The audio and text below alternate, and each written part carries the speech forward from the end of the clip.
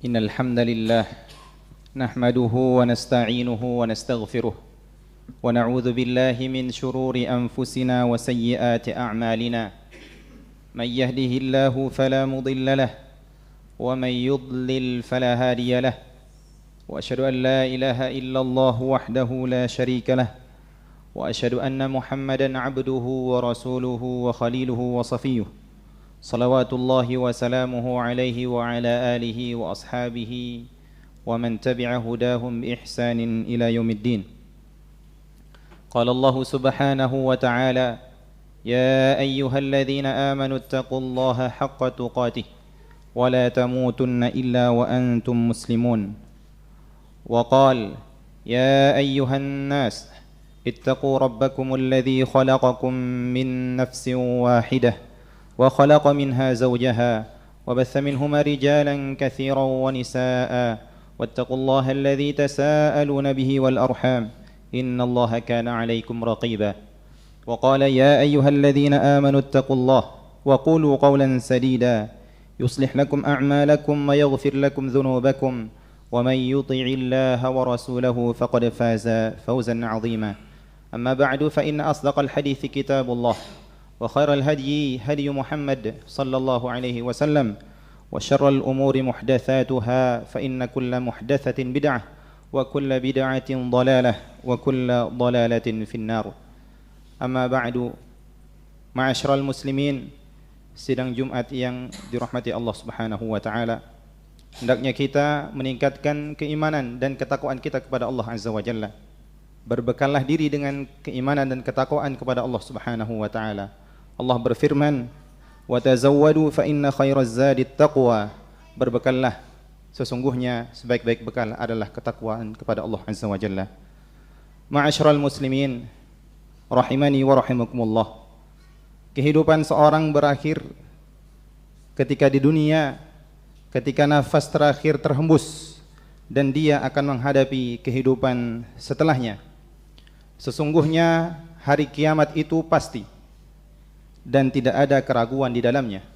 Allah Subhanahu wa taala berfirman, "Wa anna as-sa'ata atiyah la raiba fiha." Sesungguhnya hari kiamat itu pasti akan datang, tidak ada keraguan padanya. Wa anna Allaha yab'atsu man fil qubur, dan Allah akan membangkitkan siapapun yang ada di dalam kubur. Setelah kebangkitan di akhirat, Allah Subhanahu wa taala akan memberi balasan setimpal atas semua perbuatan manusia berdasarkan catatan amal yang telah tercatat selama hidupnya di dunia. Allah Subhanahu wa taala berfirman, "Inna nahnu nuhyil mauta wa naktubu ma qaddamu wa atharahum wa kulla syai'in ahsaynahu fi imamin mubin."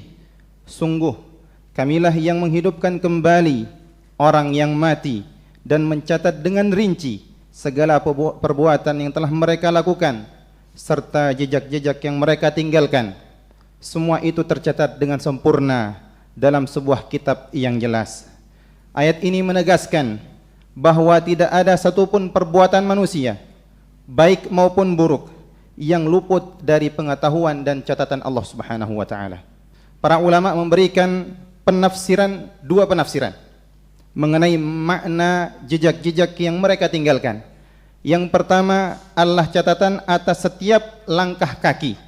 Yang kedua adalah catatan atas semua amal yang dilakukan secara langsung dan juga dampak atau warisan yang ditinggalkan setelah seseorang meninggal dunia.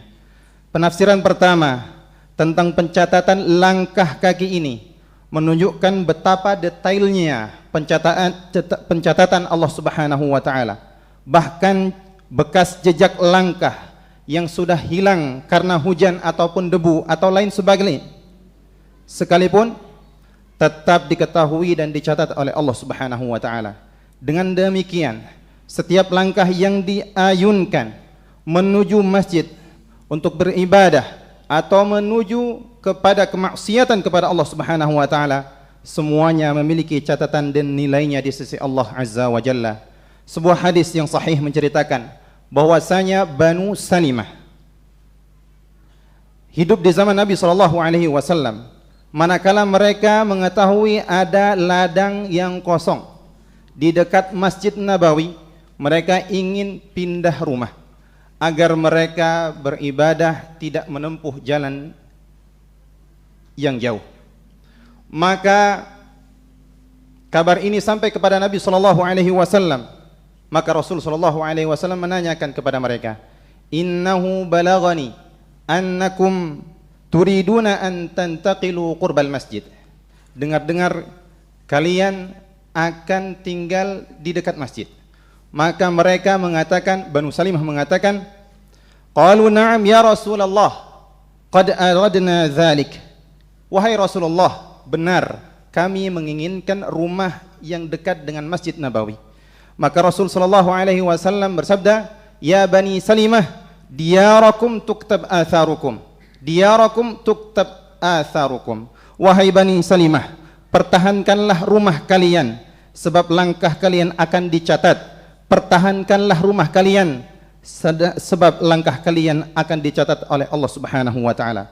Hadis ini menjadi bukti nyata bahwa setiap langkah kaki seseorang, baik saat pergi maupun pulang dari masjid, dicatat sebagai amal kebaikan oleh Allah Subhanahu wa taala. Pelajaran dari peristiwa ini sangatlah dalam. Jika bekas jejak kaki saja demikian detail dicatat oleh Allah Subhanahu wa taala, maka sudah pasti amal perbuatan yang lebih besar seperti perkataan dan perbuatan juga tidak luput dari pencatatan Allah Subhanahu wa taala. Oleh karena itu, setiap muslim harus senantiasa berhati-hati dan berwaspada. Jangan sampai satu langkah kakinya pun mengarah kepada kemaksiatan kepada Allah Subhanahu wa taala, sebab setiap langkah itu akan tercatat di sisi Allah Subhanahu wa taala dan tidak ada yang terlewat.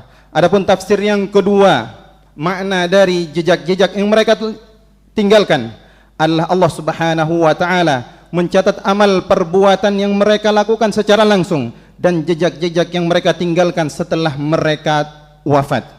Padahal seorang hamba tidak hanya terbatas pada amal yang ia lakukan semasa hidupnya. Jika suatu kebaikan muncul karena peran, ide, atau jasanya, maka kebaikan yang terus berjalan setelah kematiannya itu akan menjadi sumber pahala yang terus mengalir untuknya. Oleh sebab itu, Rasulullah sallallahu alaihi wasallam bersabda, "Man sanna fil islami sunnatan hasanah." Barang siapa yang memulai mengerjakan perbuatan baik dalam Islam, falahu ajruha, maka dia akan mendapatkan pahalanya, wa ajru man amila biha, dan memperoleh pahala dari orang yang mencontoh perbuatan itu, min ghairi ayyanqusa min ujurihim syai', tanpa mengurangi pahala mereka sedikit pun. Oleh karenanya, orang yang mencontohkan dan mengajarkan kebaikan akan mendapatkan pahala dari orang-orang yang melakukan kebaikan tersebut.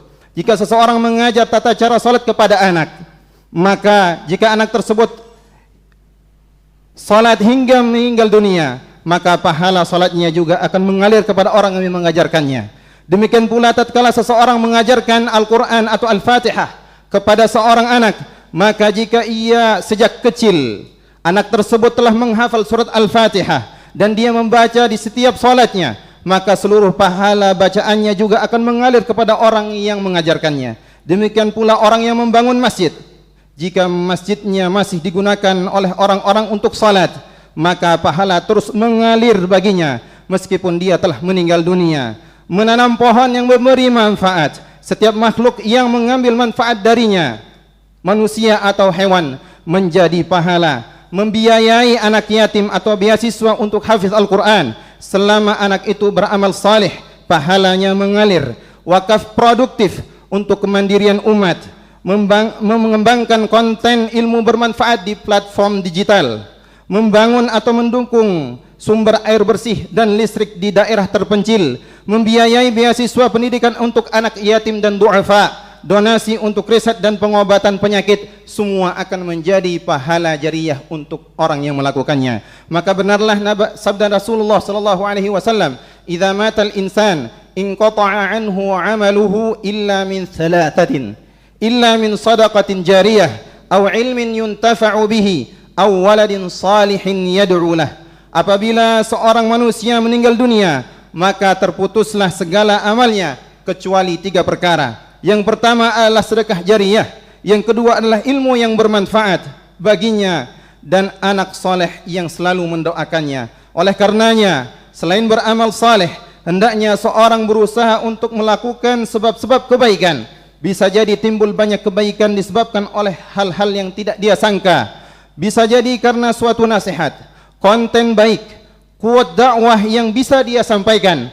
Orang-orang tergerak untuk melakukan kebaikan tersebut. Kemudian dia bersemangat dalam melakukan suatu ibadah karena satu kalimat atau satu kata yang kita ucapkan, maka yang demikian akan memberikan manfaat bagi kita sendiri tatkala kita masih hidup ataupun telah meninggal dunia. Aqulu qawli hadza wa astaghfirullah li wa lakum wa lisairil muslimina min kulli dhanb fastaghfiruhu innahu huwal ghafurur rahim. Alhamdulillahi rabbil alamin. Wa sallallahu ala nabiyyina Muhammad wa ala alihi wa ashabihi ajma'in. Wa ba'd. Hadirin ma'asyiral muslimin, sidang Jumat yang dimuliakan Allah Subhanahu wa taala. Prinsip pahala yang mengalir setelah kematian memiliki sisi kebalikan yang harus diwaspadai, yaitu dosa yang mengalir.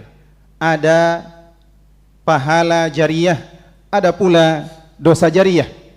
Sebagaimana suatu kebaikan yang terus berdampak akan menjadi sumber pahala tanpa henti, suatu keburukan atau kesesatan yang terus disebarkan akan menjadi sumber dosa yang terus mengalir kepadanya meskipun jasadnya telah tiada. Oleh sebab itu Rasulullah sallallahu alaihi wasallam menyambungkan hadisnya, "Wa man sanna fil islami sunnatan sayyi'atan kana 'alaihi wizruha wa wizru man 'amila biha min ba'dihi min ghairi an yanqusa min awzarihim syai'." Dan barang siapa yang memulai kebiasaan buruk, maka dia akan mendapatkan dosanya dan dosa orang yang mengikutinya dengan tanpa mengurangi dosa mereka sedikit pun. Nabi sallallahu alaihi wasallam bersabda, "Laisa min nafsin tuqtalu zulman illa kana 'ala ibni Adam al-awwal kiflun min damiha li'annahu awwalu man sanna al-qatl." Tidak seorang dibunuh secara zalim. Tidak ada seorang yang dibunuh secara zalim selain anak Adam yang pertama turut menanggung dosanya karena dia yang pertama melakukannya atau mencontohkannya. Allah Subhanahu wa taala berfirman, "Liyahmilu awzarahum kamilatan yaumal qiyamah wa min awzaril ladzina yudhillunahum bighairi ilm ala sa'a ma yazirun." Ucapan mereka menyebabkan mereka pada hari kiamat memikul dosa-dosanya sendiri secara sempurna, dan sebagian dosa-dosa orang-orang yang mereka sesatkan yang tidak mengetahui sedikit pun bahwa mereka disesatkan. Ingatlah alangkah buruknya dosa yang mereka pikul itu. Sungguh menyedihkan orang-orang yang telah dikubur dan tidak bisa berbuat apa-apa, namun dosa-dosanya terus mengalir tanpa henti kepadanya. Oleh karenanya hendaknya seseorang berhati-hati dan waspada tatkala melakukan sesuatu. Bisa jadi disebabkan oleh dirinya timbul kerusakan-kerusakan yang baru. Contohnya, menyebarkan hoax, fitnah, dan ujaran kebencian di media sosial. Seseorang menulis status, membuat video, atau membagikan informasi palsu yang menfitnah individu atau kelompok. Konten ini lalu diviralkan, dibagikan ribuan kali, dan menimbulkan perpecahan, adu domba, bahkan kekerasan. Dosa terus mengalir setiap ada orang yang membacanya, mempercayainya, membagikannya ulang, atau bertengkar karenanya. Bahkan setelah si pembuat hoax meninggal, kontennya mungkin masih ada di internet dan terus menimbulkan kerusakan. Contoh yang lain, memproduksi dan menyebarkan konten asusila dan pornografi. Seseorang membuat website, channel, atau grup yang berisi konten pornografi, kekerasan seksual, atau eksploitasi tubuh. Dosa terus mengalir setiap kali ada orang yang mengakses, menonton, dan terjerumus dalam kecanduan pornografi. Dosa juga mengalir karena konten tersebut merusak akhlak, menghilangkan rasa malu, dan bisa memicu kejahatan seksual lainnya. Setiap view dan kerusakan yang ditimbulkan, dosanya kembali kepada si pembuat dan penyebar pertama. Contoh yang lain, membangun bisnis haram yang ditiru oleh orang lain. Seseorang membuka tempat prostitusi, perjudian seperti situs judi online atau pabrik minuman keras di suatu daerah, karenanya dilihat menguntungkan, orang-orang sekitar kemudian meniru dan membuka bisnis serupa. Dosa terus mengalir dari semua transaksi haram dan kerusakan yang terjadi di bisnis-bisnis tiruan tersebut. Si pelopor tidak hanya menanggung dosa bisnisnya sendiri, tetapi juga dosa dari semua bisnis haram yang tumbuh karena terinspirasi darinya. Mengajarkan ilmu yang sesat dan menyesatkan. Seorang guru atau ustadz memelintirkan ajaran agama, menciptakan aliran sesat, atau mengajarkan doktrin radikal seperti mengkafirkan sekelompok atau orang lain tanpa dalil. Ia lalu merekrut pengikut dan mengajarkan kesesatan tersebut. Dosa terus mengalir. Setiap kali ajaran sesatnya diajarkan ulang oleh murid-muridnya, diamalkan dan disebarkan kepada generasi berikutnya. Setiap kesesatan dan kerusakan akidah yang dilakukan oleh para pengikutnya, dosanya ditanggung oleh si guru tersebut. Merusak lingkungan secara besar-besaran dan melestarikan kerusakannya.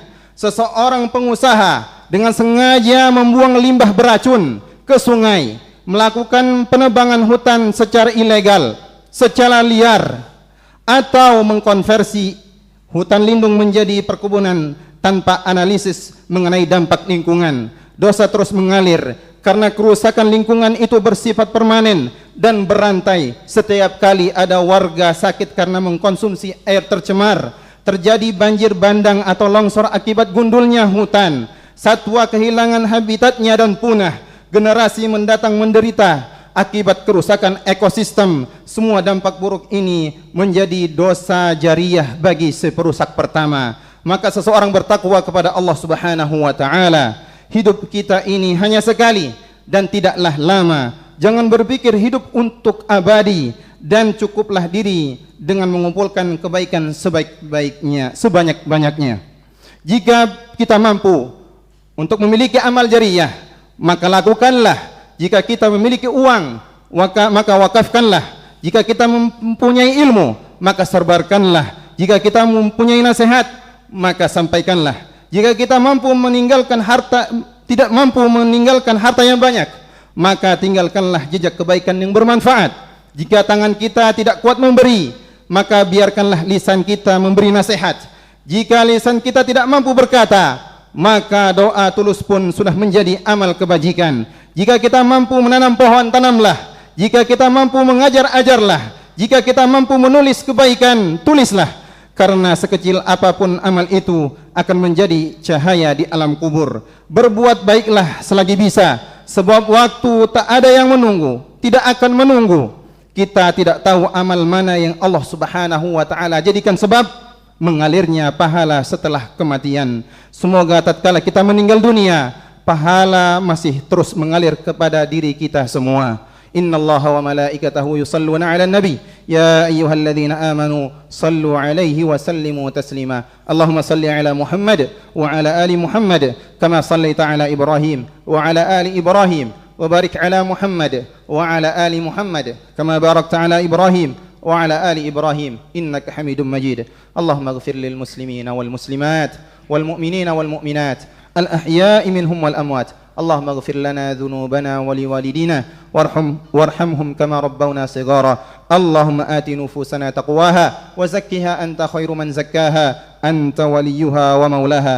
اللهم اغفر لنا ما قدمنا وما أخرنا وما أسررنا وما أعلنا وما أسرفنا وما أنت أعلم به منا. أنت المقدم وأنت المؤخر لا إله إلا أنت.